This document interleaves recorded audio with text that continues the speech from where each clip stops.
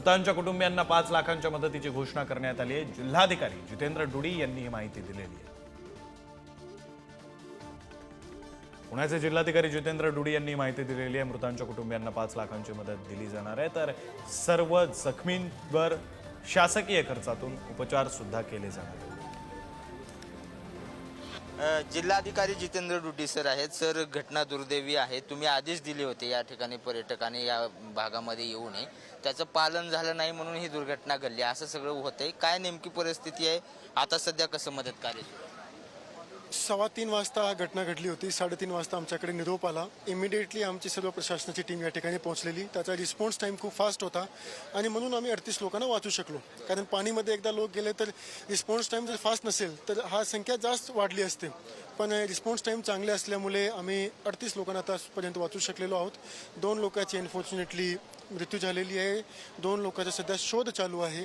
जसं तुम्ही सांगितलं की याच्याबद्दल आम्ही 10 दिवस आधीच आदेश काढला होता की जे पर्यटन स्थळी आहे, ज्या ठिकाणी मोठा धबधबा असतो किंवा पाण्याचा वाहत असतो, त्या ठिकाणी लोकांनी जाणे टाळावा।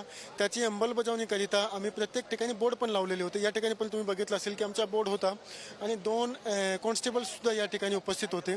तेही लोकांना आवाहन करत होते की तुम्ही जाऊ नये। काही लोकांना मी परत पण पाठवला होता, पण अनफॉर्च्युनेटली काही लोक ब्रिजवर आले आणि त्याची कॅपॅसिटीच्या पेक्षा जास्त लोक या ठिकाणी पोहोचले आणि म्हणून हा दुर्घटना जी आहे ते घडलेली आणि नुकसान झालं आपला मोठा।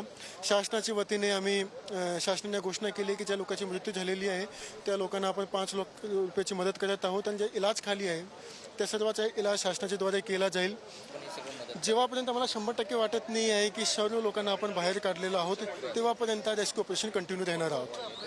धन्यवाद सर। हे होते जिल्हाधिकारी जितेंद्र डुडी आणि जोपर्यंत सर्व आपल्याला खात्री होत नाही तोपर्यंत मदत कार्य सुरू करू आणि या सगळ्या प्रकरणाची चौकशी आणि SOP सुद्धा तयार करणार असल्याचं त्यांनी म्हटलंय। व्हिडिओ जर्नलिस्ट निखिल करंदीकर सह बालाजी पोद्दार, पुढारी न्यूज।